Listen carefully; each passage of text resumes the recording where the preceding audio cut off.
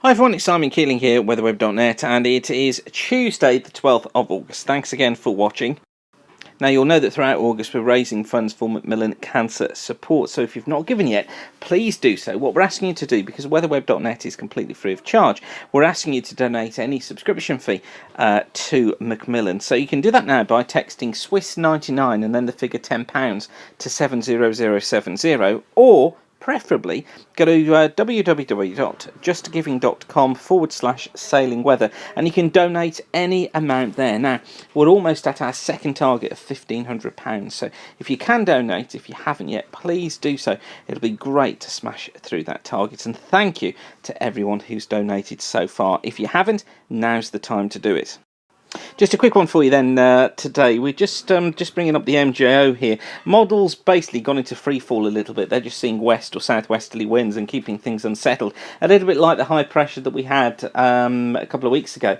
If the models get stuck into a rut, they seem to just see one pressure pattern. I'm not quite sure the reasons for that. So they start to give you little guidance as to what can happen past about days 5 or 6. So we've got to look elsewhere, and the MJO is one of the places that we can look.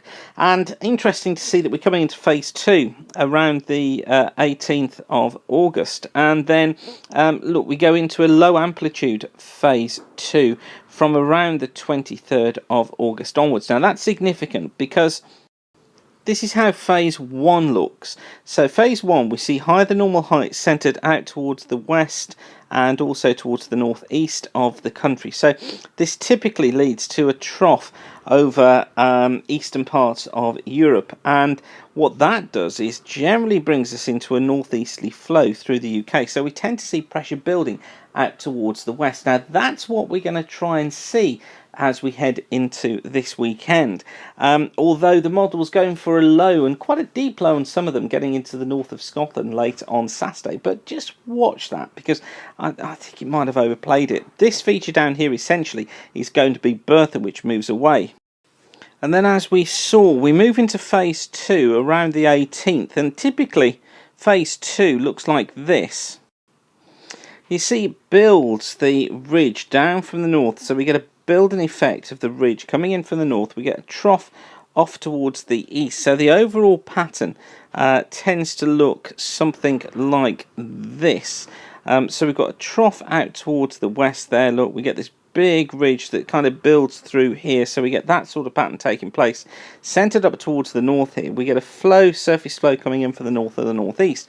So that is certainly hinting from the MGOs, this idea I was telling you about, my sort of 20th as the watch date for this building pressure, and it's trying to show it there on the phase 2 of the MGO. What it also hints at is that that doesn't last very long, because without doubt, after a short space of time, we then slip into this low amplitude phase 2 here around the 23rd.